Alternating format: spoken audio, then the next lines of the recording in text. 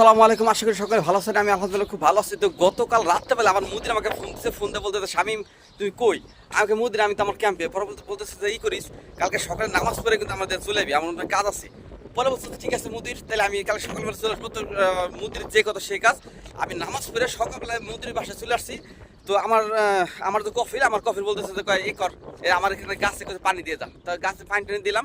এর ভিতরে আমার যে কফিল, উনি আবার উনি আর একটা ফ্যামিলি আছে, উনি এই দেশে এখানে চলে গেছে। আর এইখানে আমার মুদির ছেলে আছে এখানে। তো মুদির ছেলের অনেক কাজ কাম করছি।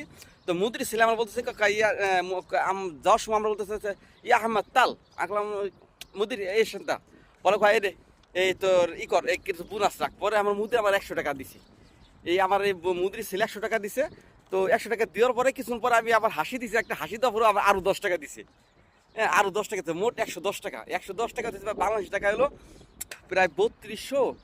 আর ধরেন হচ্ছে 300 32 প্রায় 3500, প্রায় 3600 টাকা। মানে 3600 টাকা ও আমার এই দেশ দিন বকশিস দিছে। আজকে ঈদের দিন আজকে আমার বসে দিছে। আমার বলতেছে ই করিস রাত্রেবেলা, রাত্রে যখন তোর ফোন দিব না, তুই আসিস, আইসে খাওয়া দাওয়া করে যাস, তোর সাথে যে একটা লোক থাকে ওর তুই নিয়ে আসিস, দুইজনে মিলে খাওয়া দাওয়া করে যাস। আমাকে আচ্ছা ঠিক আছে মোদের, দুইজনে মিলে সে খাওয়া দাওয়া করে দেবো। তো এই ছিল ঘটনাটা।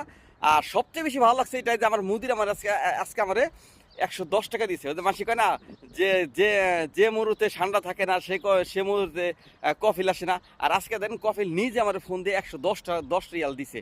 তো ভিডিওতে ভালো লাগলে অবশ্যই লাইক কমেন্ট সাবস্ক্রাইব করে রাখবেন, এবং যারা আমার ভিডিওতে এখনো সাবস্ক্রাইব করেন অবশ্যই সাবস্ক্রাইব করে রাখবেন। আর যদি কেউ সৌদি আরবে আসতে চান কি ভালো মন্দ থাকে, তাহলে অবশ্যই আমার ভিডিও কমেন্ট বক্সে জানাই দেবেন। ধন্যবাদ সকলে, আসসালামু আলাইকুম।